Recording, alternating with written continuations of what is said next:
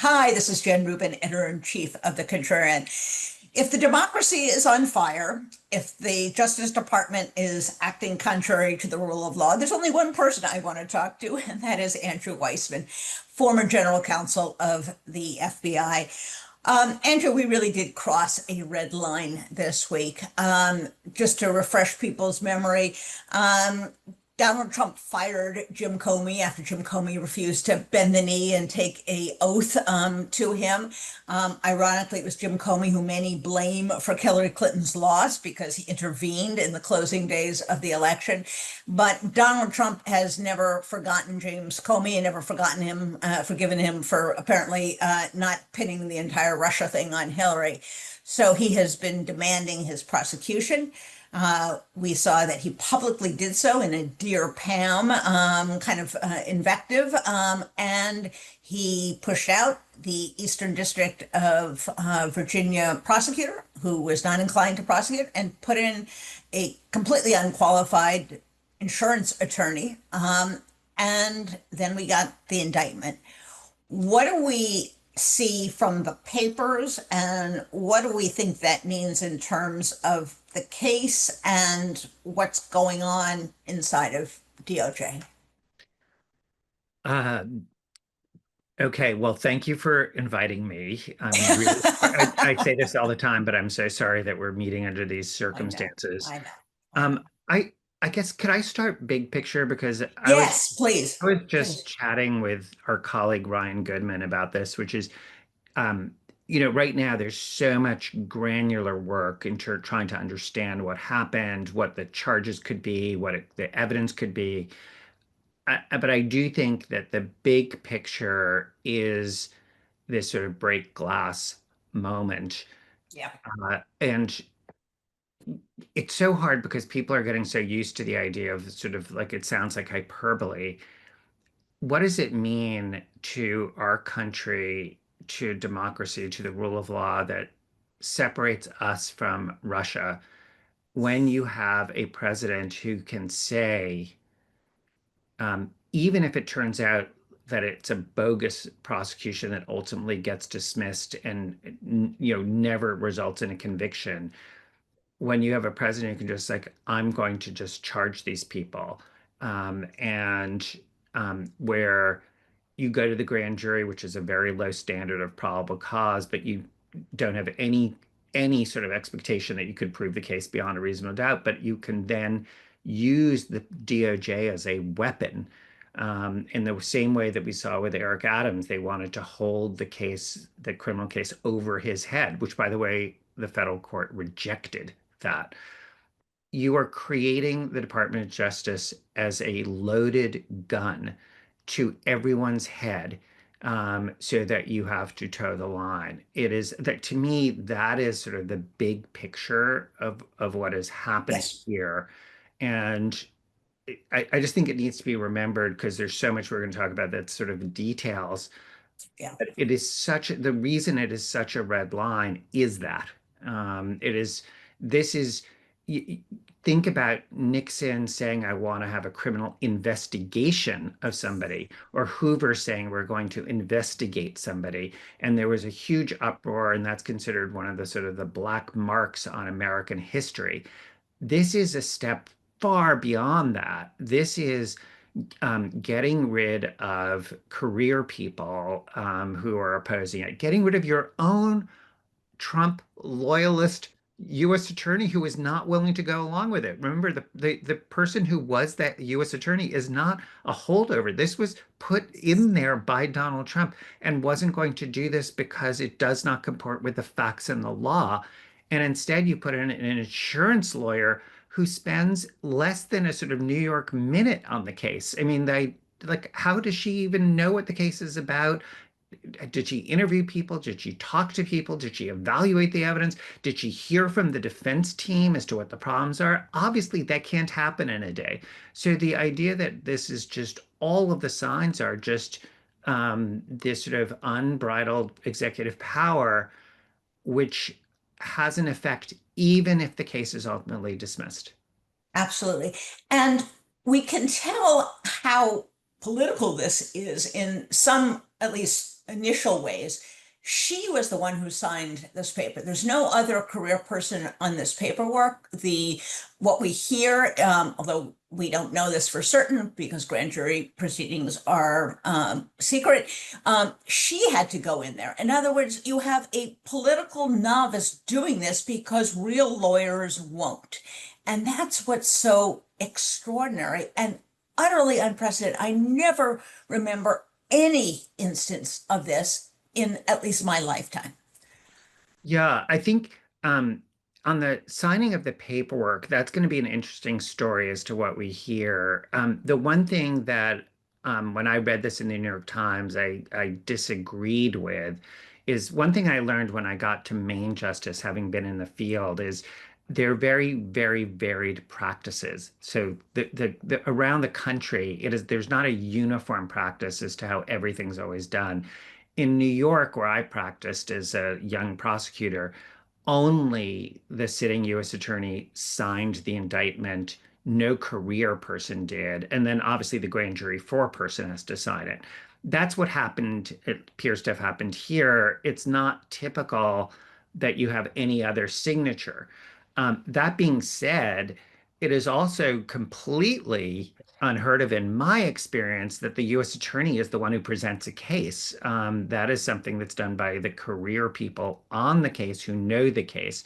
So all of that, I think, will get fleshed out. I mean, if I were the defense team, I'd be wanting to see those grand jury minutes to see whether something was improper or not. The law on that is generally very much against the defense because there's a presumption of regularity. But as you and I have talked about, that kind of presumption of regularity has been thrown by the wayside by this administration in terms of how they've conducted themselves. And when you have someone come in for just a day and they have no criminal experience, you could imagine a judge thinking, why should I accord you the presumption of regularity when you're not even a criminal lawyer, let alone a career prosecutor? Like, in other words, how do you even know what to do there? Shouldn't they be allowed to see who else was present? Was there another career person there? What was actually said? There are very, very strict rules about what the prosecution can and cannot say in the grand jury. So let me just give you one quick example. It should be sort of obvious, but you can't say this is why I think the person's guilty. Like, you can't personalize it. You have to make it very clear that you're presenting evidence. There are also rules about what you can say about the evidence in terms of whether it's hearsay or not hearsay. You have to be very careful to present what the charges are, what the elements of the crime are. All of that. There's sort of a lot of, I mean, rightly, there are a lot of requirements. And if you're a career person, you know those by heart. You know exactly what you can and cannot do. Obviously, I'm not saying they don't make mistakes, but if you have somebody in there who's never been a prosecutor, you are concerned about what exactly was the grand jury told. Now, the indictment itself is very bare bones. We really don't know for certain what the false statement supposedly was. And it's a little bit unclear how the obstruction fits with that. But what we do know is that there was one count that even this grand jury refused to return a true bill, meaning they rejected it out of hand. Um, what have you picked up looking at the papers? There's a mislabeling issue with the persons. What can you tell just from the face of the document? Well, obviously, there was a lot of rushing. There's some mistakes. If you look at the actual charged indictment, it goes from person one to person three. There's no person two anymore, and that's because presumably because the grand jury wouldn't vote. They said there was not probable cause for one of the charges. The charges they didn't vote, they didn't find that there was probable cause. I think sort of clearly relates to some purported statement by James Comey about Hillary Clinton, about the Clinton investigation. It seems pretty clear that person one is Hillary Clinton. So that it sort of gave you that information. But I think um, I think stepping back to sort of like, well, what remains? I had a couple of thoughts. One, I think it appears the obstruction is just kind of the same thing as the false statement. In other words, if you say somebody made a false statement to Congress, what you can also do is say, well, that same conduct obstructed Congress. So sometimes the same conduct can trigger more than one crime. And so it can be, yes, the statement is false, and by making a false statement, you obstructed. So this could be just essentially one core set of facts going to two crimes. And then with respect to that set of facts, the defense is going to be able to get a bill of particulars, to get details, because as you said, it's just not clear what is the false statement here that's alleged. I have to say, let me just make sure people understand what would be normal. And I'll relate this to the Mueller investigation. But you could relate it to, I worked on the Enron case. It's like any sort of important big case. Yes. Um, you want to, because the public is going to want confidence that this is real, that it is true. You want to signal that this is not a witch hunt, to use the president's favorite phrase. And so usually it tells a story, and there's a real sense of the amount of evidence and proof there. And when you're talking about somebody who was the FBI director, you would expect to see much more clearly exactly what is the false statement and why, and what makes you also think that James Comey had the intent. Because remember, it's not a Yes. crime to say something that's wrong. People make mistakes all the time. That's not a crime. Just to be clear, if that were a crime, like everyone in the world would be going to jail. It has to be intentional. So there has to be an intentional lie, not just that it was wrong. And so what's missing is, what is the statement? Why was it wrong? And why was it intentionally wrong? So let me give you an example with respect to the charge that the grand juries found that there was not probable cause. That was the language in the proposed indictment, the one that was rejected, said that James Comey said that he didn't recall something, and then the indictment says, but he in fact did know. Well, people forget stuff all the time. I was just like, oh my God, if you're going to charge when you said that you didn't recall something or didn't know something and didn't remember something, but you actually did, you better have pretty darn good proof that the person just didn't forget it. I mean, Right. you're talking about a congressional hearing, you're asked questions in the moment, you forget stuff all the time. So that was very understandable to me that the grand jury would be like, well, that doesn't meet the probable cause standard. Right. And so that's what's missing. I don't know if you want to go on to sort of one of the leading theories is that this is a discrepancy between what James Comey says about authorization of information that Andy McCabe, the then deputy director of the FBI, gave to a journalist. And the alleged discrepancy that Senator Cruz was asking about was saying, you, James Comey, say that you didn't pre-authorize that, but Andy McCabe says you did. So which one of you is lying? That's sort of I'm sort of paraphrasing it, but it's basically, you say you didn't pre-authorize, he says you did. What's the truth? And James Comey said, I stand by my testimony. I'm not going to characterize whether Andy is lying or mistaken or whatever it is about his memory. He's just saying this is the way I remember it. Here's the problem. If that is the basis, here's the real problem. Andy McCabe did not say that there was Yes. pre-authorization from James Yes. Comey, period. Yes. So there is no discrepancy. Um, Correct. the most that Andy McCabe said is that he may have, but he doesn't remember, he may have told James Comey that was doing this. He didn't ask for authorization, and he wasn't sure he even told him beforehand. Where Right. there is a discrepancy is what happened afterwards. And that's where I think James Comey says afterwards, I don't remember, and I don't think Andy told me. He may have been stronger than that. that he had had this conversation with the this news outlet, and Andy says, "Yes, I did." That's not what's charged, though. I mean, Yes, sort of like exactly.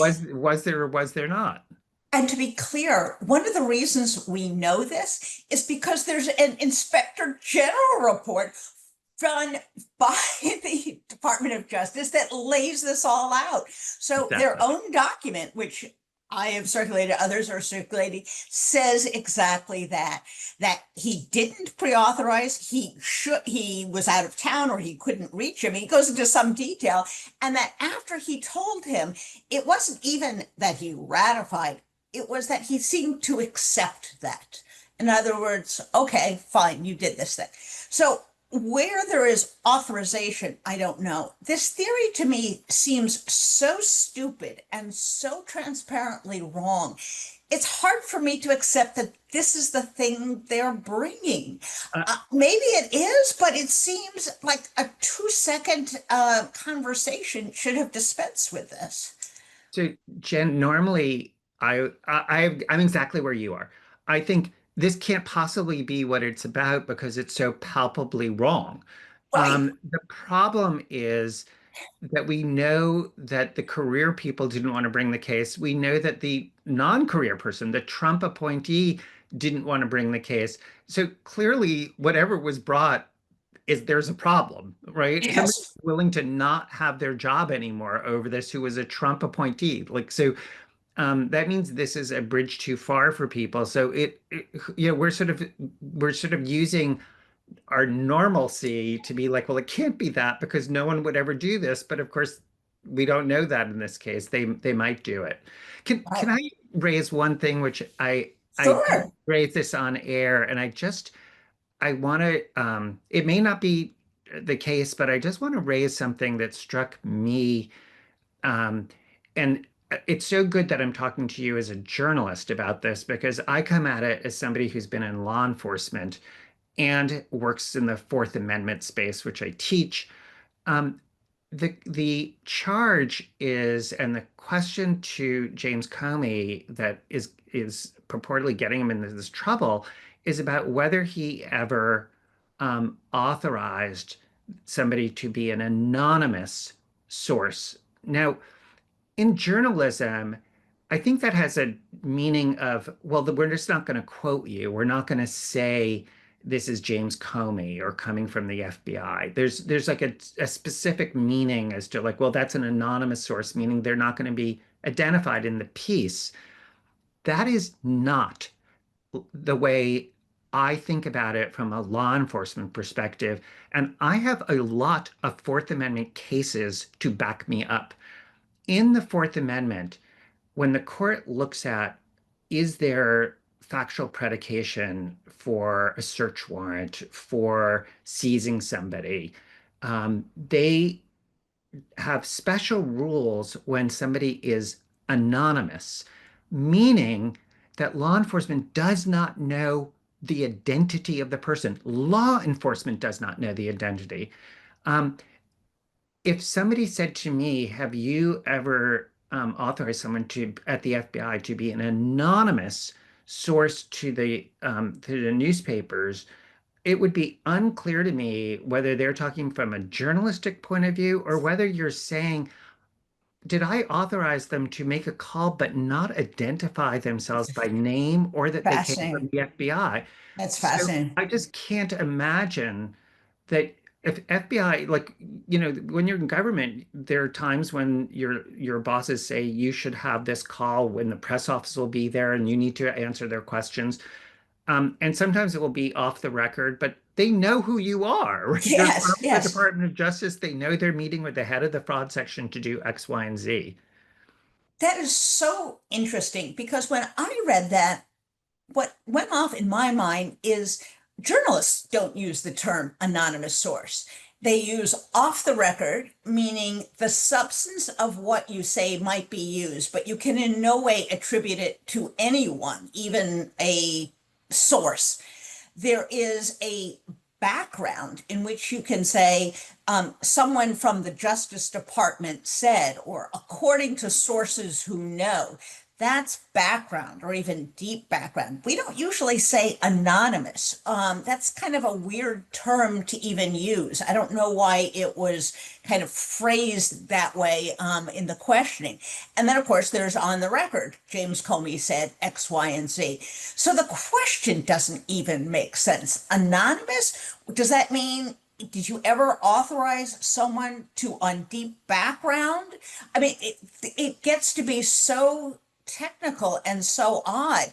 Well, if he told someone to speak to the Wall Street Journal, but off the record, does that qualify as anonymous source or is that off the record source? See, the language doesn't even comport with the practice of journalism.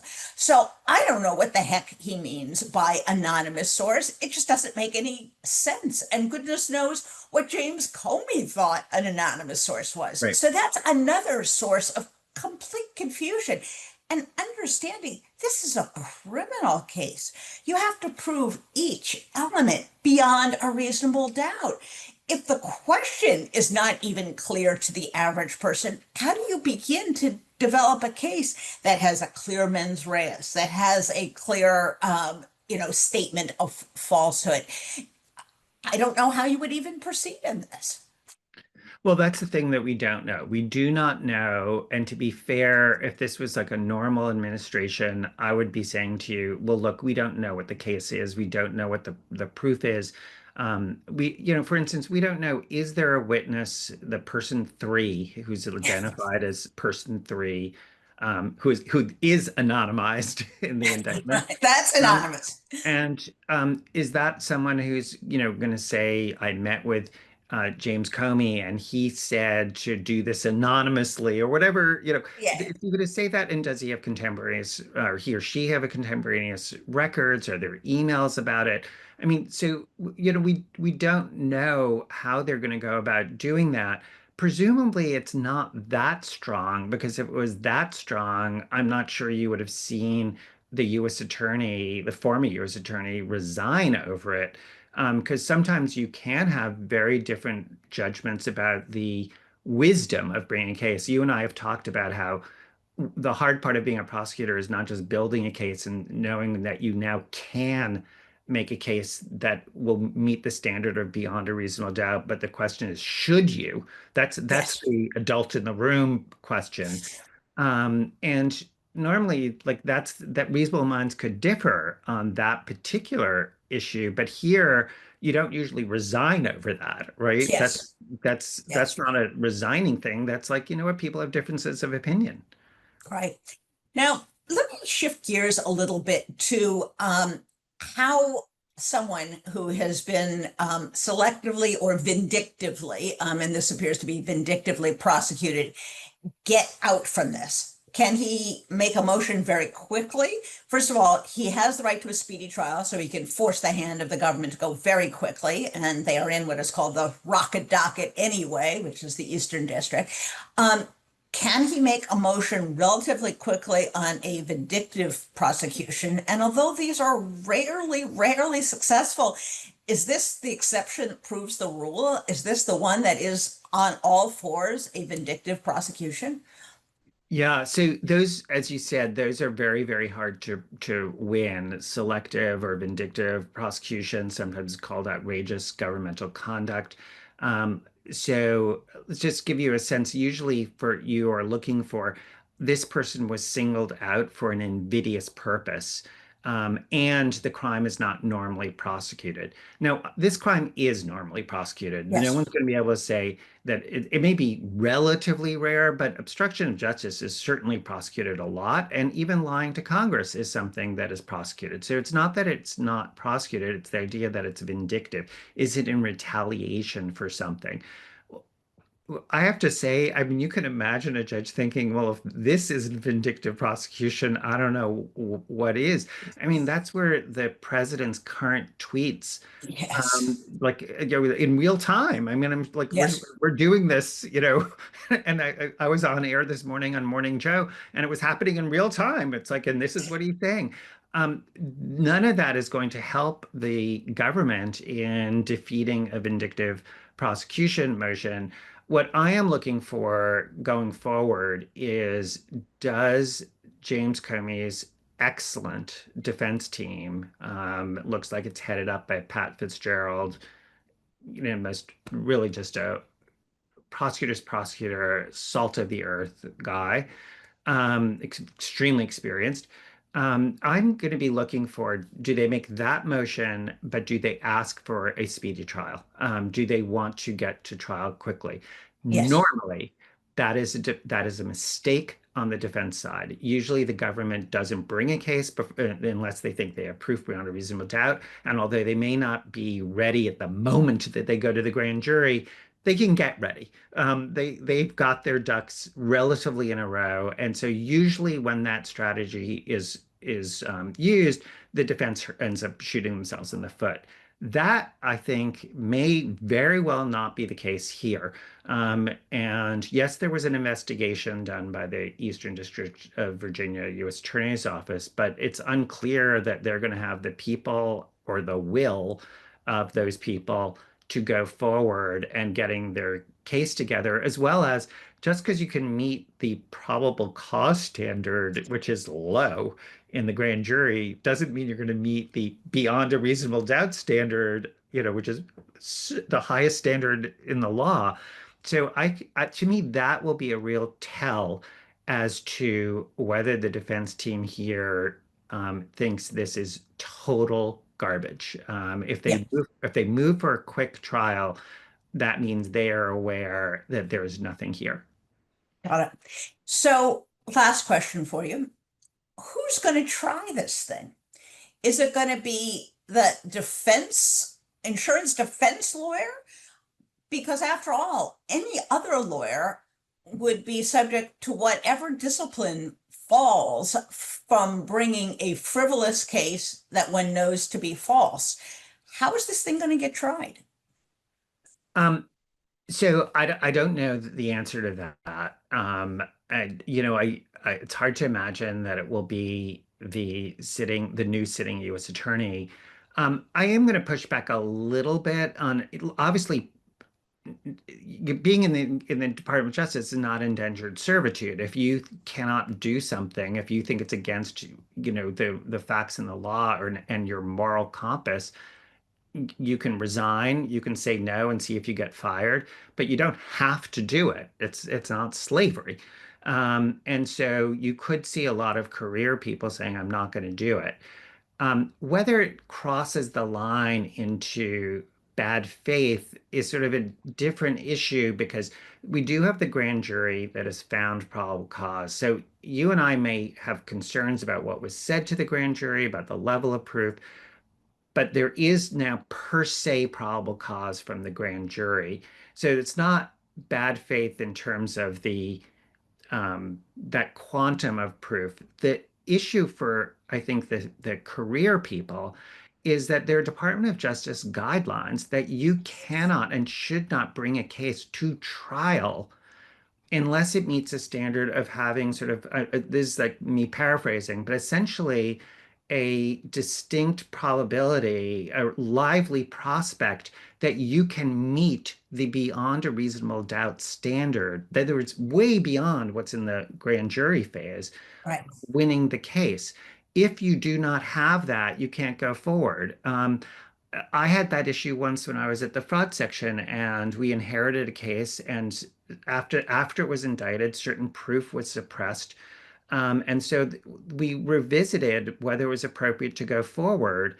And many people were like, you know what?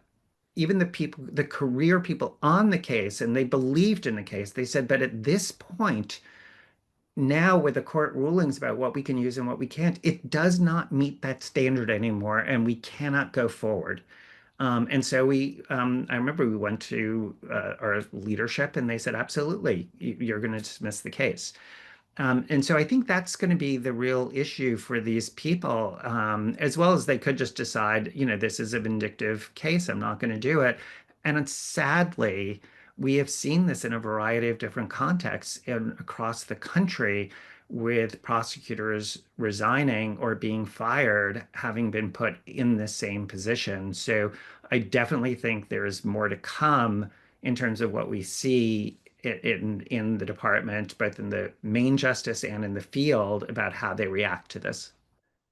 Well, it is a fascinating but horrifying dilemma for many of these people. And I think you and other people who are veterans of the Justice Department, I am sure must be just devastated by what the department has turned into.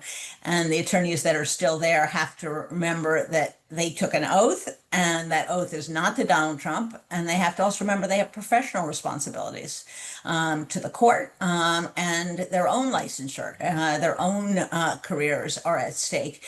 So we hope at least some people are doing the right thing. And we also hope that given the very visible, blatant, brazen statements of the president, that the judge takes all that into consideration when he makes his decisions. I totally agree. And I do think, as much as this is about the Department of Justice, I think if you just think about this past week with Jimmy Kimmel and put this in that context of the sort of this unfettered executive view of the world, which is that I am going to violate the First Amendment, I'm going to violate, due process, I am going to get an indictment, regardless of what career people think and the facts and the law. I am going to see Jimmy Kimmel taken off air or Stephen Colbert. I mean, this sort of um, a true sort of autocratic, it's not even tendencies, it's autocratic actions. And so I know that James Comey is not watched by millions of people every night as a comedian, and so it doesn't have the same resonance, but it is of the same piece in one Yes. week. That the only hopeful thing I will say is the Jimmy Kimmel thing backfired, Yes. Yes. as our president would say, bigly. Yeah. And it is very conceivable that that is what's going to happen here, because this is in a court of law. There is a federal judge. There are jurors who will take an oath of office. And so this very well could have the same kind of um, being sort of a rallying cry in the same way what happened with Jimmy Kimmel. I really want to make sure people don't forget about that, because that is Absolutely. such a huge abuse of the Constitution. That could be exactly what's going on here. And if we find ourselves in a month or 2 months with the case having been, fizzled, where the government really doesn't have a case to present, or a judge throws it out, or the jury throws it out, we could find ourselves essentially in like Jimmy Kimmel 2, Yes. where it shows that there is pushback, that the country is not going to fall below and go to this baseline. And I would hasten to remind people that there were several cases brought before the grand jury in Washington, D.C., that the grand jury refused to prosecute, stemming from the occupation of Washington, D.C. So whether it is a grand jury, which in this case did reject one of the counts, which is very unusual, again, we've got Very. almost slipped by that, or it is the trial jury, the petit jury. Jurors ultimately are backstop. And I would also remind people that the other real autocratic move was this ridiculous executive order essentially saying, I'm going to investigate everybody who may have had some attachment to this mythical group, Antifa, and I'm going to come after all of you. Or And it, George Soros. or George Soros. And so we are living, folks. You wanted the constitutional crisis, we're in it. And the question is what we do about it. So thank you as always, Andrew. We will have you back as this case and others progress. So thank you once again. Thanks so much.